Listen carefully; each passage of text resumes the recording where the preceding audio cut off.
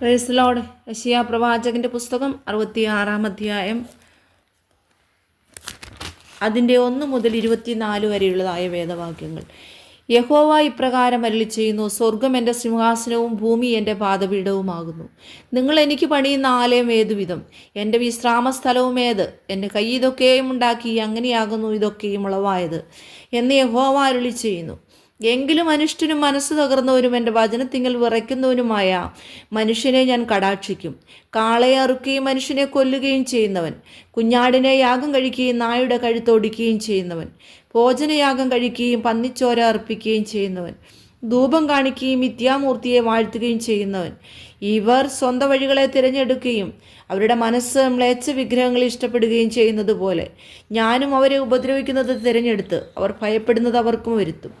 ഞാൻ വിളിച്ചപ്പോൾ ആരും ഉത്തരം പറയാതെയും ഞാൻ അരുളി ചെയ്തപ്പോൾ കേൾക്കാതെയും അവർ എനിക്ക് അനിഷ്ടമായുള്ളത് ചെയ്ത് എനിക്ക് പ്രസാദമല്ലാത്തത് തിരഞ്ഞെടുത്തത് കൊണ്ട് തന്നെ യഹോവയുടെ വചനത്തിങ്കൽ വിറയ്ക്കുന്നവരെ അവൻ്റെ വചനം കേട്ടുകൊള്ളുവിൻ.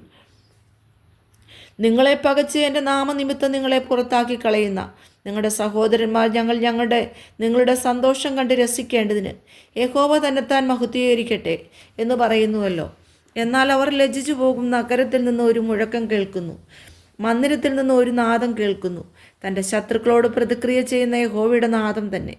നോവ് കിട്ടും മുമ്പേ അവൾ പ്രസവിച്ചു, വേദന വരും മുമ്പേ അവൾ ഒരു ആൺകുഞ്ഞിനെ പ്രസവിച്ചു. ഈ വക ആർ കേട്ടിട്ടുള്ളൂ? ഇങ്ങനെയുള്ളത് ആർ കണ്ടിട്ടുള്ളൂ? ഒരു ദേശം ഒരു ദിവസം കൊണ്ട് പിറക്കുമോ? ഒരു ജാതി ഒന്നായിട്ട് തന്നെ ജനിക്കുമോ? സിയോനോ നോവ് കിട്ടിയ ഉടൻ തന്നെ മക്കളെ പ്രസവിച്ചിരിക്കുന്നു. ഞാൻ പ്രസവദ്വാരത്തിങ്കൽ വരുത്തിയിട്ട് പ്രസവിപ്പിക്കാതെ ഇരിക്കുമോ എന്ന് യഹോവ അരുളി ചെയ്യുന്നു. പ്രസവിക്കുമാറാക്കിയിട്ട് ഞാൻ ഗർഭപാത്രം അടച്ചു കളയുമോ എന്ന് നിന്റെ ദൈവം അരുളി ചെയ്യുന്നു. യെരുശലേമിനെ സ്നേഹിക്കുന്ന ഏവരുമായുള്ളവരെ, അവളോടുകൂടെ സന്തോഷിപ്പീൻ, അവളെ ചൊല്ലി ഘോഷിച്ചുല്ലസിപ്പീൻ. അവളെ ചൊല്ലി ദുഃഖിക്കുന്ന ഏവരുമായുള്ളവരെ, അവളോടുകൂടെ അത്യന്തം ആനന്ദിപ്പീൻ. അവളുടെ സന്താനസ്ഥലങ്ങളെ പാനം ചെയ്ത് തൃപ്തരാകുകയും അവളുടെ തേജസ്സിൻ കുജാഗ്രഹങ്ങളെ നുകർന്ന് രമിക്കുകയും ചെയ്യുവിൻ. യഹോവ ഇപ്രകാരം അരുളി ചെയ്യുന്നു: നിങ്ങൾക്ക് കുടിപ്പാൻ വേണ്ടി ഞാൻ അവൾക്ക് നദി പോലെ സമാധാനവും കവിഞ്ഞൊഴുകുന്ന തോട് പോലെ ജാതികളുടെ മഹത്വവും നീട്ടിക്കൊടുക്കും. നിങ്ങളെ പാർശ്വത്തിൽ എടുത്തുകൊണ്ട് നടക്കുകയും മുഴങ്കാലിൽ മേലിരുത്തി ലാളിക്കുകയും ചെയ്യും. അമ്മ ആശ്വസിപ്പിക്കുന്നത് പോലെ ഞാൻ നിങ്ങളെ ആശ്വസിപ്പിക്കും. നിങ്ങൾ യെരൂശലേമിൽ ആശ്വാസം പ്രാപിക്കും. അത് കണ്ടിട്ട് നിങ്ങളുടെ ഹൃദയം സന്തോഷിക്കും. നിങ്ങളുടെ അസ്ഥികൾ ഇളം പുല്ലുപോലെ തഴയ്ക്കും. യഹോവയുടെ കൈ തൻ്റെ ദാസന്മാർക്ക് വെളിപ്പെടും. ശത്രുക്കളോടോ അവൻ ക്രോധം കാണിക്കും.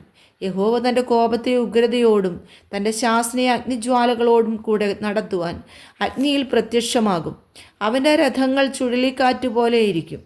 യഹോവ അഗ്നി കൊണ്ടും വാൾ കൊണ്ടും സകല ജഡത്തോടും വ്യവഹരിക്കും.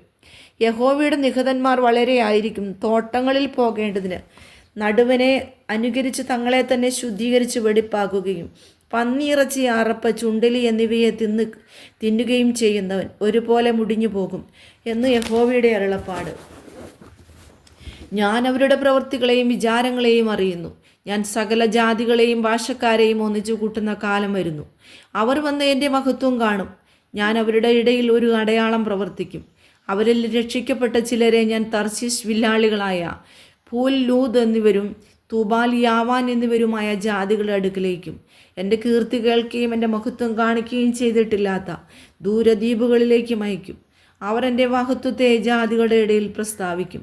ഇസ്രായേൽ മക്കൾ യഹോവയുടെ ആലയത്തിങ്കിലേക്ക് വെടിപ്പുള്ള പാത്രങ്ങളിൽ വഴിപാട് കൊണ്ടുവരുന്നത് പോലെ അവർ സകല ജാതികളുടെയും ഇടയിൽ നിന്ന് നിങ്ങളുടെ സഹോദരന്മാരെയൊക്കെയും കുതിരപ്പുറത്തും രഥങ്ങളിലും പല്ലക്കുകളിലും കോവർ കഴുതപ്പുറത്തും ഒട്ടകപ്പുറത്തും കയറ്റി എൻ്റെ വിശുദ്ധ പർവ്വതമായ യെരൂശലേമിലേക്ക് യഹോവയ്ക്ക് വഴിപാടായി കൊണ്ടുവരുമെന്ന് യഹോവ അരുളി ചെയ്യുന്നു. അവരിൽ നിന്നും ചിലരെ ഞാൻ പുരോഹിതന്മാരായും ലേവ്യരായും എടുക്കും എന്ന് യഹോവ അരുളി ചെയ്യുന്നു.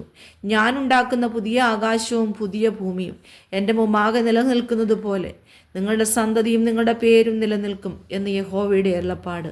പിന്നെ അമാവാസി തോറും ശബത്ത് തോറും സകല ജഡവും എൻ്റെ സന്നിധിയിൽ നമസ്കരിപ്പാൻ വരും എന്ന് യഹോവ അരുളി ചെയ്യുന്നു. അവർ പുറപ്പെട്ടു ചെന്ന് എന്നോട് അതിക്രമം ചെയ്ത മനുഷ്യരുടെ ശവങ്ങളെ നോക്കും. അവരുടെ പുഴു ചാകയില്ല, അവരുടെ തീ കെട്ടുപോകുകയുമില്ല. അവർ സകല ജഡത്തിനും അറപ്പായിരിക്കും.